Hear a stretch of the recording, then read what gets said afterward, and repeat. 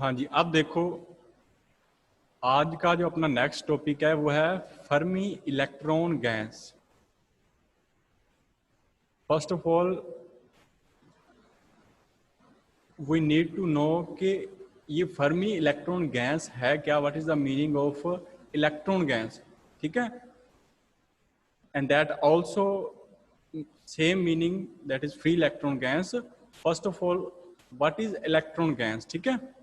अब देखो अगर मेरे पास सपोज करो, मैं सपोज कर रहा हूँ मेरे पास कोई मेटल है, ठीक है। ये सपोज करो ये मेरे पास कोई मेटल वगैरह है, ठीक है। अब इस मेटल के अंदर बच्चे नंबर ऑफ क्या होंगे, एटम्स होंगे, ठीक है। बहुत सारे इसके अंदर एटम्स होंगे, इस तरह से नंबर ऑफ एटम्स हैं। अब हर एटम के अगर सपोज करो उसमें से मैंने एक एटम कंसिडर किया, या चलो ये फर्स्ट एटम है, ये आपका सेकंड एटम है, ये आपका थर्ड एटम है, इस तरह से एटम कंसिडर करो। अब जो आपका फर्स्ट एटम है, लेट अस से this one is your first atom, ये वाला आपका जो फर्स्ट एटम है, this one is first, this one is second and this one is third atom, ठीक है। अब जो आपका फर्स्ट एटम है, अब इसमें क्या होगा, अब इसके अराउंड इलेक्ट्रॉन रिवॉल्व करता है, ठीक है। ये टोटल एटम है, तो एटम के अंदर आप कंसीडर कर लो कि न्यूक्लियस है, न्यूक्लियस है तो उसके अराउंड आपके इलेक्ट्रॉन रिवॉल्व कर रहे हैं, ठीक है। तो अब सपोज करो कि इसके अराउंड जो आपका ये एटम है आपका, अब इसमें इलेक्ट्रॉन जो है वो रिवॉल्व कर रहे हैं अराउंड, ठीक है। तो आपके जो इलेक्ट्रॉन है वो रिवॉल्व कर रहे हैं, सपोज करो ये कोई शेल है, ये कंसिडर कर लो, इस शेल के अलोंग जो इलेक्ट्रॉन है वो रिवॉल्व कर रहे हैं, ठीक है, फर्स्ट के अंदर। अब सिमिलरली सेकंड के अंदर भी एक शेल होगा जिसके अंदर इलेक्ट्रॉन रिवॉल्व कर रहे हैं। चलो पहले तो फर्स्ट का डिस्कशन करो। अब फर्स्ट जो है ना, ये जो मैंने शेल कंसीडर किया है ये आपका आउटर मोस्ट शेल है, that is the outermost shell. ये आपका आउटर मोस्ट है, बिल्कुल आउटर मोस्ट, बाहर वाला। अब जितना वो न्यूक्लियस से दूर होगा, जितना वो आपका शेल जो है वो न्यूक्लियस से दूर होगा, तो दैट मीन्स ये जो बच्चे रेड कलर के अंदर मैंने उसके अंदर वन लिखा है, आप सपोज करो कि फर्स्ट एटम का न्यूक्लियस है, ठीक है। और ये टोटल आपका ग्रीन कलर और रेड कलर दोनों कंबाइन करके आपका एटम बन रहा है। तो अब इसके अंदर क्या है कि ये जो आउटर मोस्ट शेल होगा उसमें जो इलेक्ट्रॉन के ऊपर न्यूक्लियस की जो अट्रैक्शन होगी, ठीक है, इलेक्ट्रॉन अट्रैक्शन जो होगी ऑफ न्यूक्लियस, वो मेरे पास क्या होगी, वो स्मॉल होगी, दैट इज निग्लिजिबल स्मॉल होगी। आप कह सकते हो कि वो इलेक्ट्रॉन फ्री टू मूव है, वो कहीं भी जा सकता है, वो दैट इज वो पर्टिकुलरली उस न्यूक्लियस के साथ इतना अट्रैक्टिव फोर्स के साथ लिंक नहीं है, बाइंड नहीं है, आप कह सकते हो, ठीक है। तो वो इलेक्ट्रॉन जो है वो यहाँ से मान के चलो, सपोज करो कि वो जो मेरा इलेक्ट्रॉन है वो आपका इलेक्ट्रॉन है, ये रहा आपका इलेक्ट्रॉन जिसको मैं डॉट से रिप्रेजेंट कर रहा हूँ, चलो इलेक्ट्रॉन ई ही लिख लेते हैं, ये आपका इलेक्ट्रॉन है, ठीक है। अब उसके पास में सेकंड एटम और पड़ा है, या सेकंड एटम का न्यूक्लियस, अब उसका भी कोई ना कोई आउटर मोस्ट शेल होगा। अब सपोज करो इसका कोई आउटर मोस्ट शेल है, एक मिनट बच्चे मुझे दोबारा ड्रॉ करने दो इसको, इसका कलर जो है आप ग्रीन ही रखो। ये सपोज करो ये इसका आउटर मोस्ट शेल है, ठीक है। अब क्या होगा कि जैसे ही ये आपका इलेक्ट्रॉन जो है, ये वाला जो आपका इलेक्ट्रॉन है दिस वन, जैसे ही ये आउटर मोस्ट है और ये वीकली लिंक्ड है, इसके साथ इतना बाउंड नहीं है फर्स्ट के साथ, वो जैसे ही यहां से क्रॉस करेगा ना तो वो जंप करके आपका ये वाला इलेक्ट्रॉन दूसरे न्यूक्लियस के कांटेक्ट में आ जाएगा, उसके अट्रैक्टिव फोर्स के अंदर आ जाएगा, ठीक है। अब सपोज करो कि वो दूसरा आपका इलेक्ट्रॉन है, वो यही वाला इलेक्ट्रॉन यहाँ पे उठ के आ गया, ठीक है। अब फिर ये भी उसका आउटर मोस्ट शेल है, इसके साथ भी इतना ज्यादा बाइंड नहीं होगा। अब थोड़े टाइम के बाद में अब थर्ड आपके पास एटम है, अब उसके केस में उसका आउटर मोस्ट शेल होगा, अब ये उसका शेल है, ठीक है। अब जैसे इसके शेल के कांटेक्ट में ये इलेक्ट्रॉन आएगा तो ये दोबारा फिर वहां से जंप करके कहाँ जाएगा, यहाँ आ जाएगा, ठीक है। ये इस तरह से, तो इट मीन्स जो ये मेटल के अंदर आउटर मोस्ट शेल के अंदर इलेक्ट्रॉन्स होते हैं वो फ्री टू मूव होते हैं, वो वन न्यूक्लियस से वन ऑर्बिट से दूसरी ऑर्बिट के अंदर इजीली मूव कर सकते हैं in the influence of different nucleus, ठीक है।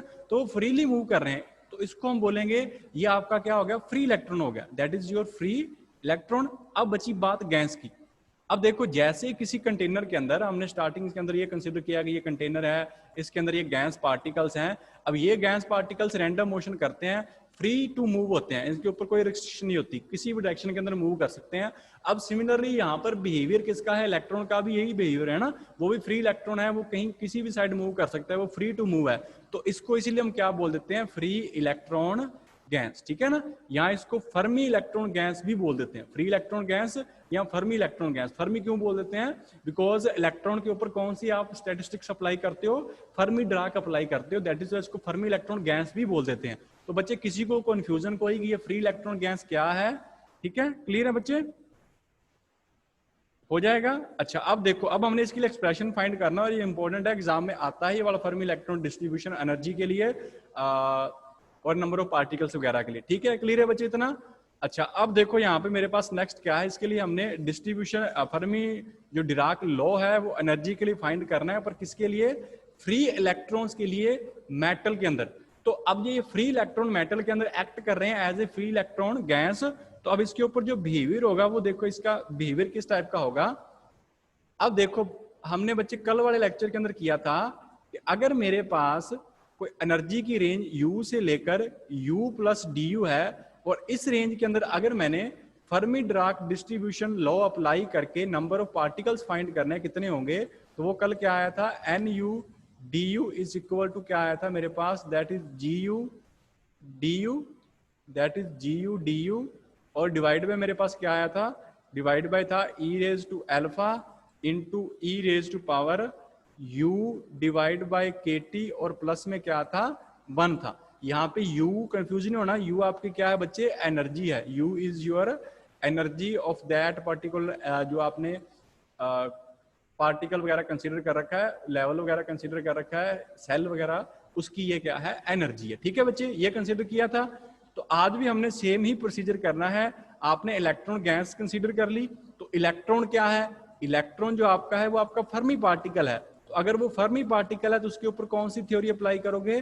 फर्मी डिराक स्टैटिस्टिक्स, और इसके अकॉर्डिंग आपका NU DU क्या होता है? ये होता है। ठीक है, तो अब ये देखो नोट्स के अंदर क्या है, हमने कहां तक किया है, ये वाला ये आ गया, ये वाला।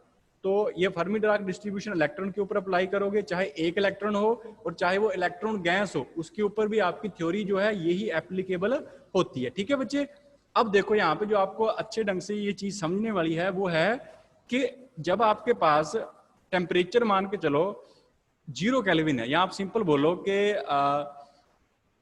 आप टेम्परेचर जो है उस मेटल का, सपोज करो यहाँ पे आपके पास कोई कंटेनर वगैरह सिंपल कंसीडर कर लो, या मेटल है, इसके अंदर फ्री इलेक्ट्रॉन्स हैं, ये डॉट जो है ये आपके फ्री इलेक्ट्रॉन्स हैं। अब आपने क्या किया, इस मेटल का टेम्परेचर आपने करवाया, इस मेटल का टेम्परेचर आपने करवाया इंक्रीज। अगर इंक्रीज करवाओगे तो इनकी जो एनर्जी है वो भी बच्चे क्या हो जाएगी? एनर्जी E से लिखो या एनर्जी को U से लिखो, वो भी मेरे पास क्या हो जाएगी? That will also increase. Clear है? अच्छा, अब सेकंड केस ये करो कि अब इस मेटल का टेम्परेचर आप कर दो डिक्रीज। अगर आप टेम्परेचर डिक्रीज करोगे तो बच्चे इसकी जो एनर्जी है U जो है वो आपके पास क्या हो जाएगी? टेम्परेचर के साथ एनर्जी बच्चे हो जाएगी डिक्रीज। लेकिन अगर आपने टेम्परेचर कर दिया 0 केल्विन, इससे नीचे तो आप अचीव नहीं कर सकते, हमने थर्मोडायनेमिक्स के अंदर किया था, 0 अचीव करना बहुत डिफिकल्ट है। ठीक है, 0 केल्विन जो होगा आपके पास, तो ये जो आपके पास 0 केल्विन टेम्परेचर है, वहां पे जो आपके पास बच्चे एनर्जी होगी ना, आप ये नहीं बोलोगे कि एनर्जी 0 हो जाएगी, no, that is not possible. Particle के पास हमेशा उसकी थर्मल एनर्जी कुछ ना कुछ रहती है, एनर्जी 0 नहीं होगी। तो इस एनर्जी को आप बोलोगे minimum energy, that is your minimum energy. जब आपने टेम्परेचर कम कर दिया, बिल्कुल 0 केल्विन कर दिया, उस टाइम पे आपके पास उस पार्टिकल की जो एनर्जी है वो हो जाएगी बिल्कुल मिनिमम। दैट मीन सारे पार्टिकल जो हैं वो एक सबसे लोअर स्टेट के अंदर आ जाएंगे, जिसको हम ग्राउंड स्टेट बोलते हैं। ठीक है, तो अब ये मान के चलो कि ये आपके पास दिस वन, ये आपके पास आगे ग्राउंड स्टेट है, सारे पार्टिकल जो है इससे नीचे ही होंगे। ठीक है ना, यहाँ पे सारे पार्टिकल इससे नीचे होंगे। इस लेवल से ऊपर जो मैंने अभी ब्लू कलर के अंदर शो किया, मान के चलो ये जो लेवल है, इस लेवल से ऊपर कोई पार्टिकल एग्जिस्ट नहीं कर सकता। ठीक है, क्योंकि आपने एनर्जी बिल्कुल, आपने टेम्परेचर बिल्कुल डिक्रीज कर दिया, तो उसकी एनर्जी क्या हो जाएगी? मिनिमम। तो ये जो ब्लू कलर के अंदर मैंने लेवल ड्रॉ किया है, जिसके अपर कोई भी एटम पॉसिबल नहीं है, कोई भी इलेक्ट्रॉन पॉसिबल नहीं है, सॉरी, तो वो उस लेवल को बोलते हैं बच्चे, this one is your Fermi level. ठीक है, that is your Fermi level. और इसको कैसे एक्सप्लेन करोगे? The level above which every state is unoccupied and below which every level is filled। इससे नीचे सारे लेवल फिल्ड होते हैं और इससे ऊपर सारे लेवल क्या होते हैं? एम्प्टी होते हैं। किस टेम्परेचर पे? एट 0 केल्विन पे ही। इसको आप 0 केल्विन पे ही डिफाइन करते हो, that is your Fermi level. ठीक है बच्चे, क्लियर है? तो अब ये जो आपका फर्मी लेवल है, इसको मान के चलो इसकी एनर्जी जो होगी, फिर उसको मान लो यू एफ करके आप एनर्जी लिख लो। फर्मी लेवल की एनर्जी सिंपल यू होती है, फर्मी लेवल की यू एफ लिख लो। अच्छा, अब आपके पास क्या है, अब ये केस देखो कि आपका टेम्परेचर तो बच्चे 0 केल्विन है, ठीक है। अब टेम्परेचर 0 है, आपने जो एनर्जी है वो आपने कर दी that is greater than Fermi energy. अगर आपने energy greater than Fermi energy कर दी, ठीक है ना, अगर आपके पास पार्टिकल वगैरह है उसकी जो आपके पास एनर्जी आप चेक कर रहे हो कि आपके पास एनर्जी जो है, आप एनर्जी लेवल जिसकी एनर्जी फाइंड कर रहे हो वो आप फर्मी लेवल से ऊपर फाइंड कर रहे हो, that is you is greater then U F, ठीक है। तो 0 केल्विन के ऊपर बच्चे देखो, 0 केल्विन के ऊपर सारे पार्टिकल तो बच्चे ये नीचे आ गए ना, ऊपर तो कोई पार्टिकल है ही नहीं। तो अगर आप ये चेक कर रहे हो 0 केल्विन के ऊपर U ग्रेटर देन UF के लिए, तो ऊपर तो कोई पार्टिकल नहीं आएगा, यहाँ पे कोई आपका पार्टिकल पॉसिबल नहीं है, यहाँ पे कोई पार्टिकल नहीं आएगा इस फर्मी लेवल से ऊपर। तो इसका मतलब अगर ऊपर पार्टिकल कोई नहीं आएगा तो उसके लिए मैं अगर ऑक्यूपेशन इंडेक्स निकालूंगा तो वो फिर 0 आएगा ना, जहाँ पे पार्टिकल है ही नहीं। ऑक्यूपेशन इंडेक्स क्या होता है, आपको करवाया था, number of particle divide by number of cell करोगे तो वो आपके पास क्या आता है, ऑक्यूपेशन इंडेक्स। तो यहाँ पे NU डिवाइड बाय क्या आएगा, GU, और ये फिर बच्चे क्या आ जाएगा, ये आ जाएगा 0, that is the occupation index जो आएगा वो आएगा 0। क्योंकि 0 केल्विन के ऊपर मैक्सिमम जहां तक आपके इलेक्ट्रॉन्स हैं पॉसिबल हैं वो फर्मी लेवल तक ही हैं, लेकिन UF से अगर ऊपर देखोगे तो वहां तो आपका इलेक्ट्रॉन है ही नहीं एट 0 केल्विन। अगर 0 केल्विन से आप ऊपर टेम्परेचर देखोगे फिर बच्चे वहां पे प्रेजेंट होंगे, ठीक है। तो ये ऑक्यूपेशन इंडेक्स आ गया 0। अब अगर इसी केस के अंदर टेम्परेचर बच्चे आपका क्या है, अगर आप 0 केल्विन के ऊपर ही आप चेक करो, एट टेम्परेचर आपका स्टिल 0 केल्विन है, और आप क्या फाइंड कर रहे हो, energy less than Fermi energy. आपने एनर्जी जो है लेस देन फर्मी एनर्जी उसके लिए चेक कर रहे हो, तो वहां पे तो फिर इलेक्ट्रॉन आएंगे, डेफिनेटली आएंगे। तो इसका मतलब उसके लिए जो आपका ऑक्यूपेशन इंडेक्स आएगा NU डिवाइड बाय जो आपका दो दैट इज GU है आपके पास, वो क्या आ जाएगा बच्चे, दैट इज इक्वल टू 1, ठीक है ना। तो ये 1 आएगा, डेफिनेटली आपको कोई ना कोई इलेक्ट्रॉन मिलेगा, सारे हैं ही नीचे हैं तो आपको मिलेगा। तो ऑक्यूपेशन इंडेक्स क्या आ गया, 1 आ गया। किसी बच्चे को कोई प्रॉब्लम इसके अंदर, ये ऑक्यूपेशन इंडेक्स 0 या 1 कैसे हुआ है, क्योंकि ये आगे हमने अप्लाई करना है, ये कंसेप्ट अप्लाई होगा। क्लियर है सभी को, कंफ्यूजन किसी को?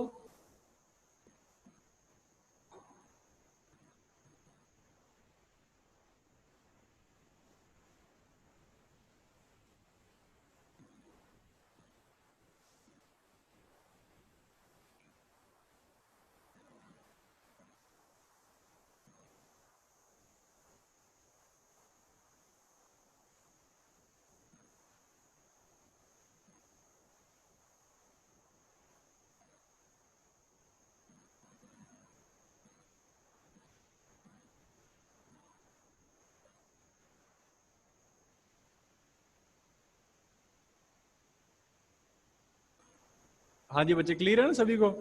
अब नेक्स्ट देखो, यहां तक हो गया। अब नेक्स्ट मेरे पास क्या है,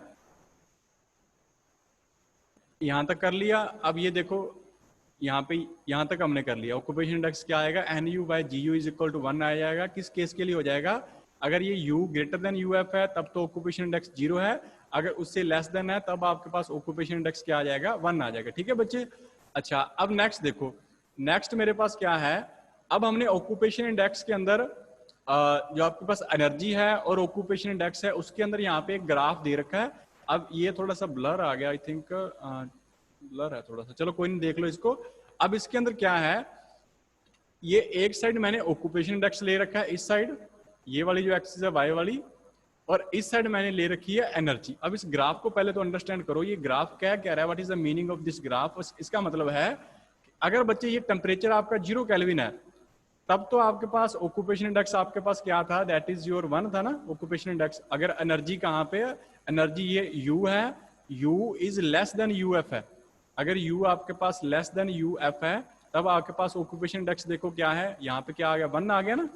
अब देखो, अब आप एनर्जी को क्या कर रहे हो, इंक्रीज कर रहे हो, इस साइड एनर्जी इंक्रीज हो रही है। तो एक टाइम ऐसा आएगा जब आपके पास एनर्जी जो है वो ग्रेटर देन UF हो जाएगी ना। तो उस टेम्परेचर पे उस टाइम आपके पास ऑक्यूपेशन इंडेक्स क्या हो जाएगा, 0 हो जाएगा। तो ये देखो इस तरह से ऑक्यूपेशन इंडेक्स इस तरह से क्या हो जाएगा, 0 हो जाएगा। ऐसा नहीं होता ऑक्यूपेशन इंडेक्स कि वो पहले 1 चल रहा है और एकदम से आपके पास 0 हो जाएगा, ऐसा नहीं होता, ठीक है ना। वो आपके पास इस तरह से एक्सपोनेंशियल जो बिहेवियर है, इस टाइप का बिहेवियर वो शो करता है। हम आगे चेक करेंगे, आई थिंक अगर इस टाइम बीएससी में ना आया तो एमएससी में वो कंसेप्ट आएगा, जो ये ऑक्यूपेशन इंडेक्स का फॉर्मूला होता है उसके अंदर e raise to power u minus u f करके समथिंग आएगा, तो वहां से आपको क्लियर हो जाता है कि ये एक्सपोनेंशियल बिहेवियर होता है इसका। ऐसा नहीं होता कि अगर आपके पास यू की वैल्यू अगर यू एफ से नीचे थी तो वो 1 था, एकदम से वो 0 हो जाएगा, ऐसा नहीं होता। वो एक्सपोनेंशियली क्या करेगा, डिक्रीज करेगा। ये डायग्राम आपको उस चीज को शो कर रहा है, ठीक है।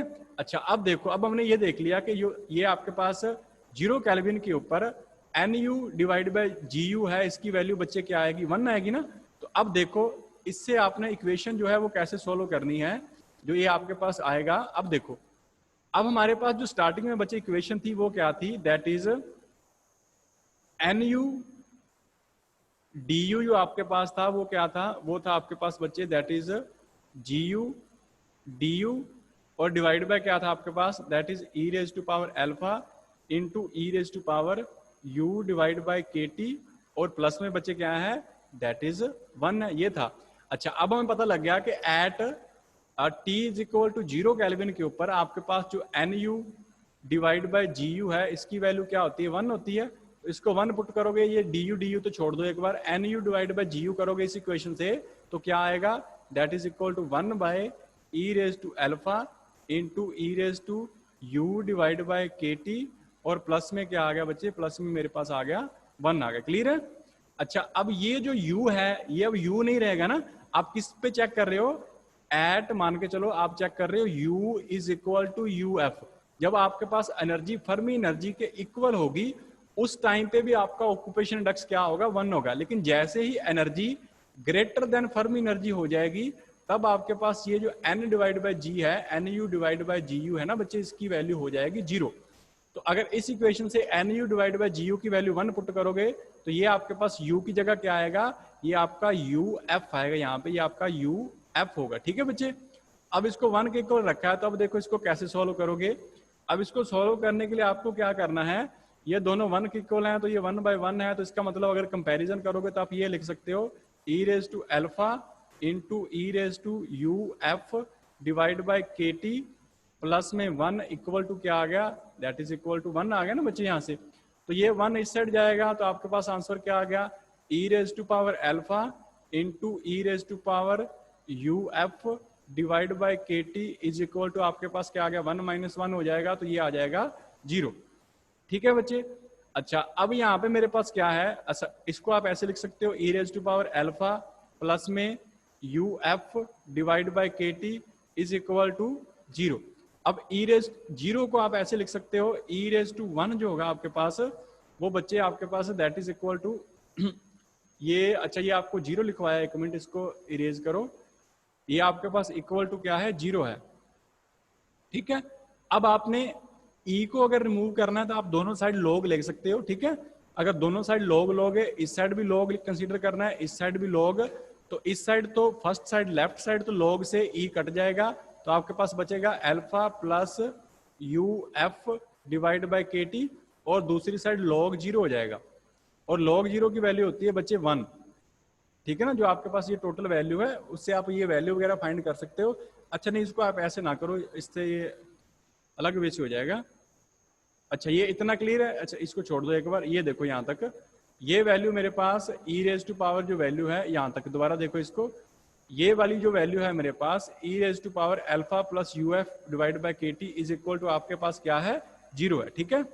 तो आपने क्या करना है, दोबारा लेना आपने दोनों साइड log ही है, ठीक है। log कंसीडर करोगे तो उससे आपके पास क्या हो जाएगा, जो आपके पास ये जो log की वैल्यू आएगी, एक साइड आपने जो ये 0 कंसीडर किया है, इस साइड आपके पास 0 ही रहेगा, ठीक है। वो उस वे से मत कंसीडर करो, दूसरा log कंसीडर कर लिया यहाँ पे हमने। तो यहाँ पे मेरे पास अगर log लोगे तो ये वाली जो वैल्यू है alpha plus UF divide by KT log consider करोगे, ये इक्वल टू किसके हो जाएगी, ये आपके पास इक्वल टू 0 हो जाएगी, ठीक है। तो अब यहाँ से आपने अल्फा की वैल्यू फाइंड करनी है बच्चे, अल्फा की वैल्यू फाइंड करोगे तो ये आ जाएगा minus UF divide by KT, that is minus UF divide by KT, और हमें अल्फा की वैल्यू ही फाइंड करनी थी, ये वैल्यू फाइंड करके हमने इस इक्वेशन के अंदर जो स्टार्टिंग वाली थी NU/DU, इस इक्वेशन के अंदर आपने ये वैल्यू दोबारा पुट करनी है, ठीक है ना। ये चीज क्लियर है ना, ये किस तरह से एक्सपोनेंशियल आपका इक्वल टू जीरो कंपैरिजन करना है आपने, ये तो बहुत टाइम हमने कर रखा है, इतने टाइम कर लिया। किस तरह से ई को रिमूव करना है तो क्या करते हो, ठीक है, तो उस टाइप से इसको सॉल्व कर लेना, तो ये आपके पास ये वैल्यू आ जाएगी, ठीक है।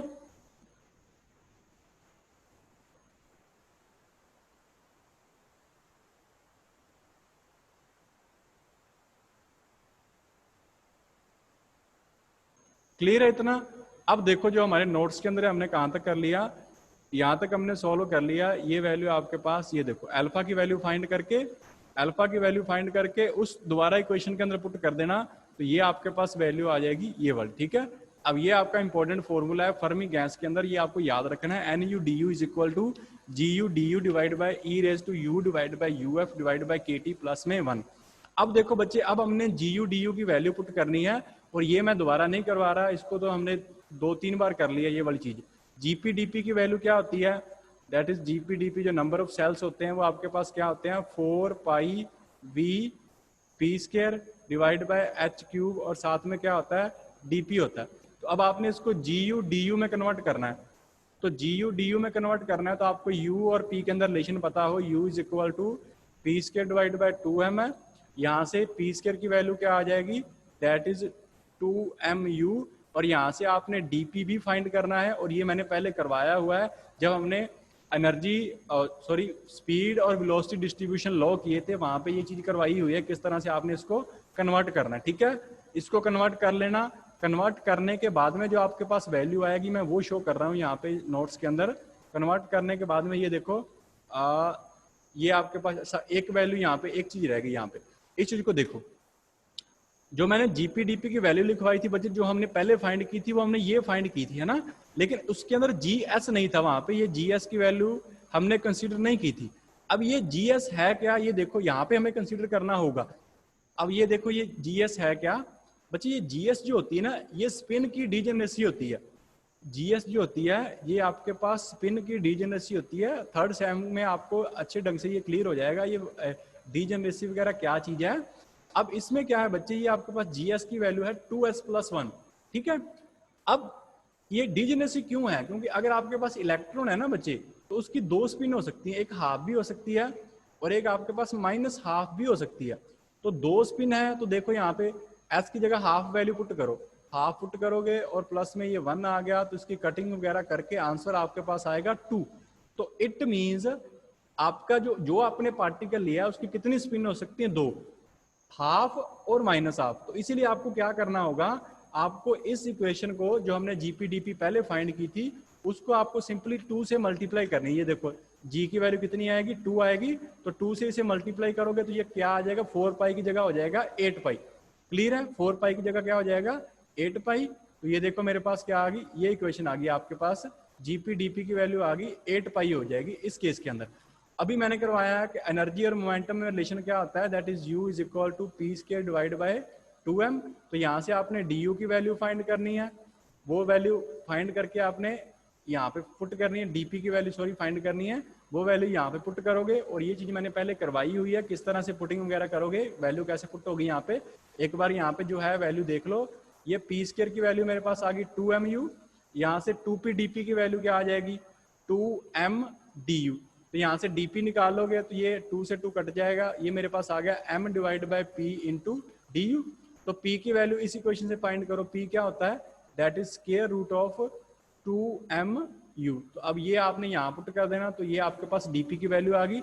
आपने dp यहाँ पुट करना है और p² यहाँ पुट करना है। वैल्यूज पुट करने के बाद में जो आपका आंसर आएगा वो मैं इस नोट्स के अंदर शो कर रहा हूँ, कोई डिफिकल्टी नहीं होगी, आई थिंक सिंपल है। ये तो हमने दो तीन लेक्चर्स के अंदर पीछे किया हुआ है, ये वाला कैसे कन्वर्जन करते हो मोमेंटम को एनर्जी में, और वो मैं पहले बोला हुआ है, ये आपको कन्वर्जन करना कहीं भी आ सकता है, ठीक है। एनर्जी को स्पीड में चेंज करो या वेलोसिटी मोमेंटम में चेंज करो, कुछ भी हो सकता है। तो इसको थोड़ा सा अच्छे ढंग से प्रिपेयर कर लेना, ठीक है बच्चे।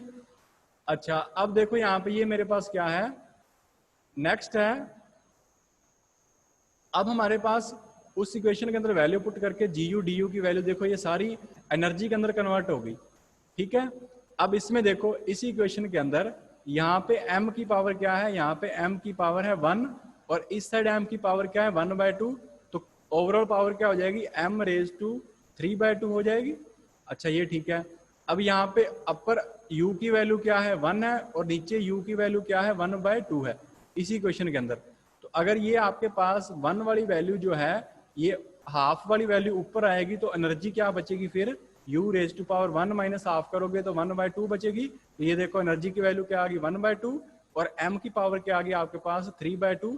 बाकी बची इक्वेशन आपके पास रहेगी सेम, वो इक्वेशन चेंज नहीं होगी। ठीक है, हो जाएगा, किसी को कंफ्यूजन तो नहीं है। अच्छा ये √2 कैसे आएगा, ये ऊपर 2 पड़ा है और नीचे √2 पड़ा है, इसको कट करोगे तो ऊपर क्या बचेगा ओनली √2 बचेगा। क्लियर है, तो ये GU/DU की वैल्यू आपके पास ये आ गई। अब हमने क्या करना था स्टार्टिंग के अंदर जो हमने NU जो आपके पास DU की वैल्यू फाइंड की थी उसके अंदर हमने उठा के ये वैल्यू दोबारा पुट करनी है GU/DU की वैल्यू। तो ये वैल्यू देख लो इक्वेशन कौन सी थी, मैं एक बार इक्वेशन दिखा देता हूँ आपको किस वैल्यू के अंदर पुट करना है। हमने पुट करनी है वैल्यू इस इक्वेशन के अंदर, ये वाली जो है ना आपकी NU/DU वाली ये इक्वेशन, इसके अंदर आपने GU/DU जो अभी फाइंड किया है वो आपने यहाँ पे पुट करना है। ठीक है, पुट करने के बाद में जो इक्वेशन आ रही है वो देखो आपके पास इक्वेशन क्या आएगी, this one is your equation, final equation जो आएगी NU/DU is equal to this, ये आपके पास वैल्यू आ गई। और ये आपके पास क्या होता है Fermi-Dirac distribution law of energy among free electrons in a metal. ठीक है, अब मैंने सारी वैल्यूज यहाँ पे लिखी नहीं है, ठीक है, इजी है, जस्ट आपने वैल्यूज ही पुट करनी है। जो यहाँ पे डिफिकल्ट था वो मैंने आपको करवा दिया है कि टोटल वैल्यूज वगैरह किस टाइप से यहाँ पे चेंज हो रही हैं। ठीक है, तो ये NU/DU हो जाएगा। क्लियर है, तो ये कर लेना इसके अंदर। ठीक है, अब जो नेक्स्ट है बच्चे NU/DU करने के बाद आपके एग्जाम में जो क्वेश्चन आता है ना वो एनर्जी तक नहीं आएगा, वो आपको एनर्जी जो वैल्यू है वो n की टर्म में पूछता है। ठीक है ना, एनर्जी यहां तक भी हो सकता है। अगर तो ये क्वेश्चन आपका आया 4 मार्क्स के अंदर तो यहां तक कर देना, कोई प्रॉब्लम नहीं है। लेकिन अगर ये क्वेश्चन 6 मार्क्स में या आपका 8 मार्क्स के अंदर आया है देन आपने क्या करना है 6 और 8 मार्क्स के अंदर आपने इससे आगे जो नेक्स्ट टॉपिक है वो आपने करना है। आंसर आपका यही है, बस इसको नंबर ऑफ पार्टिकल n की फॉर्म में आपने फाइंड करना है, वो हमने नहीं कर रखा, हमने अब वो करना है। यहां तक बच्चे क्लियर है? किसी को कोई कंफ्यूजन है तो हैंड रेज कर लो यहाँ पे, अगर किसी को भी कंफ्यूजन है यहाँ पे।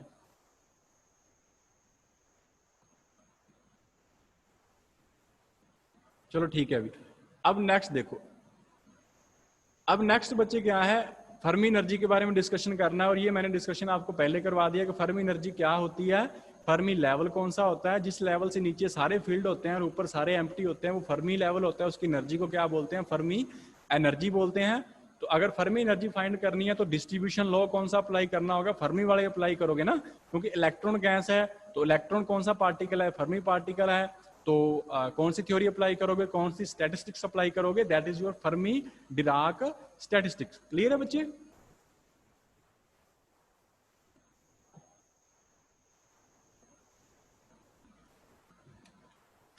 हाँ जी, अब देखो, अब जो आपके पास ये फर्मी डिराक डिस्ट्रीब्यूशन लॉ हमने अभी फाइंड किया था वो आपका ये आया था, चेक कर लेना, ये वैल्यू थी। अब बच्चे आपने क्या करना है, टोटल n पार्टिकल निकालने, टोटल नंबर ऑफ इलेक्ट्रॉन्स कितने हैं सिस्टम के अंदर। तो वो आपको पहले बोला आपने इंटीग्रेशन करना है NU/DU का, ऐसा हमने पहले भी किया हुआ है। बस अब जो सिचुएशन चेंज हुई है ना ये हुई है कि यहाँ आपने ऐसा नहीं है कि 0 एनर्जी से लेकर U एनर्जी तक सारी करनी, नहीं, अब 0 से लेकर आपने सिर्फ UF फर्मी एनर्जी तक ही करना है, क्योंकि फर्मी एनर्जी से ऊपर तो कोई पार्टिकल है ही नहीं ना। किस टेम्परेचर की बात हो रही है, at T is equal to 0 kelvin. ध्यान में रखना बच्चे, ये सारा डिस्कशन 0 केल्विन पे ही चल रहा है। 0 केल्विन पे ही फर्मी लेवल होता है, अदरवाइज फर्मी लेवल वहां पे नहीं होगा। ठीक है, तो यहाँ पे आपने इस इंटीग्रेशन को सॉल्व करना है। लिमिट आपकी होगी 0 से लेकर UF होगी, और ये इंटीग्रेशन सॉल्व करना आई डोंट थिंक सो कि कोई डिफिकल्ट होगा, ऐसा आपको पहले भी करवाया हुआ है। चलो देखो इसके अंदर किस तरह से सॉल्व होगा ये आपका इंटीग्रेशन जो है। अब यहाँ पे देखो ये वैल्यू आ गई, इसमें वैल्यूज वगैरह पुट करनी है आपने, NU/DU की वैल्यू ये उठा के आपने यहाँ पुट कर दी। ठीक है बच्चे, अब देखो यहाँ पे आपने टेम्परेचर क्या ले रखा है, आपने टेम्परेचर चूज किया 0 केल्विन। अब 0 केल्विन पे जो U होता है वो या तो लेस देन होगा या इक्वल टू UF हो सकता है, इसके अलावा तो कुछ नहीं हो सकता। चलो आप मान के चलो वो इक्वल है, ठीक है, इक्वल अगर कंसीडर करोगे तो e⁻0 हो जाएगी, e⁻0 आपका 1 हो जाएगा। अगर इक्वल ना कंसीडर करोगे, अगर आप इक्वल कंसीडर करोगे तो uf minus UF e raise to power 0 और ये 1 होता है। और अगर आप u less than UF consider करोगे तो इस फॉर्मूले के अंदर देखो, अगर u आपका स्मॉलर है और uf आपका बिगर नंबर है तो आपके पास ई रेज टू पावर अपर तो नेगेटिव आएगा और नीचे आपके पास क्या पड़ा है, नीचे आपके पास पड़ा है kT, ऊपर जो भी वैल्यू आएगी आएगी नेगेटिव। अब टेम्परेचर आपका क्या है, 0 केल्विन है, तो ये क्या इक्वेशन बन गई, ई रेज टू पावर माइनस 1/0। अब ई रेज टू पावर माइनस, जो माइनस ही रहेगा, 1/0 क्या होता है, वो इनफाइनाइट होता है। और ई रेज टू माइनस इनफाइनाइट क्या होता है, 1/e रेज टू इनफाइनाइट। और ये आपके पास क्या होता है, 1/इनफाइनाइट। और ये फिर आपके पास क्या होता है, 0। तो इट मीन्स कि अगर आप इक्वल एनर्जी लेते हो तब तो आपका आंसर आ रहा है 1, लेकिन अगर आप एनर्जी लेस देन कंसीडर करते हो आपका आंसर आएगा 0। तो इसमें से हम कंसीडर क्या कर रहे हैं, हम लेस देन वाला जो केस है वो यहां पे हम कंसीडर कर रहे हैं बच्चे। किसी को कोई कंफ्यूजन है इसके अंदर, कोई डाउट है, हो जाएगा ये किस तरह से किया है। तो अब अगर हमने इस वैल्यू के अंदर ये पुट किया कि ये जो आपके पास वैल्यू है इसकी वैल्यू 0 आएगी, तो फिर नीचे क्या बचेगा, बाकी तो ये वैल्यू तो सेम ही आएगी, क्या बचेगा, u रेज टू 1/2 और नीचे सिर्फ बचेगा 1, क्योंकि ये तो वैल्यू 0 होगी, 0 प्लस में 1 क्या बचेगा, 1 ही बचेगा। तो अब देखो इसका इंटीग्रेशन किस में चेंज हो गया, इसका बच्चे आपका इंटीग्रेशन चेंज हो गया इस वैल्यू के अंदर। क्लियर है ना, जो वैल्यू कांस्टेंट थी वो बाहर आ गई और इसका आपने इंटीग्रेशन करना है 0 से लेकर uf तक। अब u रेज टू 1/2 का इंटीग्रेशन क्या होगा, u raise to 3/2 divide by क्या हो जाएगा 3/2, और इसका आपको लिमिट पुट करनी है 0 से लेकर uf तक। और इसमें कोई प्रॉब्लम तो नहीं होगी, इजी है, वैल्यू वगैरह आप पुट कर लोगे, ठीक है। तो ये वैल्यू पुट करने के बाद में बच्चे जो यहाँ से, चलो देख लो ये क्या होगा, ये 2/3 हो जाएगा और ये u रेज टू पावर क्या है 3/2 है, और इसके आपके पास क्या है, दैट इज 0 से लेकर uf है। तो ये वैल्यू पुट करोगे तो क्या आएगा 2/3 और ये आपके पास uf की पावर आ जाएगी 3/2। तो ये वैल्यू अब आपने यहाँ पे पुट करनी है। तो देखो इक्वेशन आपके पास क्या आएगी, ये इक्वेशन सॉल्व करने के बाद में यहाँ तक आ गया, ये वैल्यू आएगी, ये वैल्यू पुट करके यहाँ तक आ गया, ठीक है। तो अब बच्चे आपने क्या करना है, आपने यहाँ से वैल्यू निकाल लेनी है uf की वैल्यू, सिंपल रीअरेंजमेंट करनी है, uf की वैल्यू आप फाइंड कर लोगे, ये वैल्यू आ जाएगी, थोड़ा सा और अरेंजमेंट कर लेना और जो आपके पास uf की वैल्यू है वो आपके पास ये वैल्यू आ जाएगी, ठीक है। अब ये अरेंजमेंट वाला डिस्कशन क्या है, किस टाइप से करना है, कोई दिक्कत नहीं है, अगर ना हुआ तो कल ये कर लेंगे डिस्कशन ये वाला, ठीक है। ये आपके पास uf की वैल्यू यहाँ तक आ जाएगी, ठीक है। कल देख लेंगे, डिस्कशन कर लेंगे ये कैसे रीअरेंजमेंट करनी है, और कोई डिफिकल्ट नहीं है, सिंपल है, आपको सिंपल अरेंजमेंट करनी है। अब आपने बच्चे ये uf की वैल्यू जो है उसी इक्वेशन के अंदर जो हमने nu du की वैल्यू फाइंड की थी उसके अंदर जो uf था वहां पे आपने ये वैल्यू बच्चे पुट करनी है, बस बाकी कुछ नहीं करना इसके अंदर, ठीक है। अब देखो ये वैल्यू हमने पुट करनी है यहाँ, अच्छा ये आपके पास uf है ना, तो अब जो आपके पास इक्वेशन थी दैट इज आपके पास इक्वेशन कौन सी है, ये वाली आपके पास वैल्यू आएगी, हाँ ठीक है। आपने पता क्या करना है बच्चे, आपने जो ये वैल्यू आपने फाइंड की थी दिस वन, ये वैल्यू है ना, इस वैल्यू में आपने इसकी वैल्यू निकाल के फाइंड करनी है, इस वैल्यू की, इसको निकालना है आपने n की टर्म के अंदर फाइंड करना है। तो इसको अगर आपको फाइंड करना है तो आपको मेथड क्या चूज करना है, uf फाइंड करना है, ठीक है। वो तो आपको थोड़ा सा याद करना पड़ेगा, uf फाइंड कर ले यहाँ तक। अब uf के बाद में आपने uf रेज टू 3/2 फाइंड करना है, यहाँ से इसको रीअरेंज करके आपने ये जो वैल्यू हमें चाहिए वो एक साइड कर लो और बाकी जो वैल्यू बचेगी वो आपने दूसरी साइड कर देनी है। इसकी वैल्यू हमने उठा के उस फर्स्ट इक्वेशन के अंदर पुट करनी है और जिससे आपका ये सारा एक्सप्रेशन है वो आपका कंप्लीट हो जाएगा, ठीक है। स्टेप बाय स्टेप करोगे तो इसमें कोई डिफिकल्टी नहीं है, और ऐसा इसमें कोई नहीं है कि जो आपको एक्स्ट्रा फैक्टर अप्लाई करना पड़ेगा या कोई यहाँ पे रूल अप्लाई होगा, फॉर्मूला अप्लाई होगा, जस्ट रीअरेंजमेंट है, जस्ट मैथमेटिक्स है। अब ये तो इजी है, इसमें कोई डिफिकल्टी नहीं होनी चाहिए। ये वैल्यू आपने उठा के उस इक्वेशन के अंदर पुट करनी है तो आपको फाइनल वैल्यू देखो ये आ गई। इस वैल्यू की जगह आपने ये पुट कर दिया उस इक्वेशन के अंदर, ये देखो ये बाकी पीछे वाली वैल्यू तो सेम ही है, ठीक है। ये आपके पास है Fermi Dirac distribution law in term of Fermi energy. मैं फिर बोल रहा हूं, अगर क्वेश्चन 4 मार्क्स का है तो वहीं तक करना जो हमने पीछे किया था, अगर 6 मार्क्स में हो जाए तब आपने इसको एक्स्ट्रा करना है, अदरवाइज वहीं पे आपको मार्क्स क्या आएंगे, पूरे हैं, उसके अंदर कोई मार्क्स वगैरह कटने के चांसेस नहीं है। ठीक है बच्चे, हो जाएगा, किसी को कोई कंफ्यूजन तो नहीं है इसके अंदर? ठीक है, अभी हो जाएगा।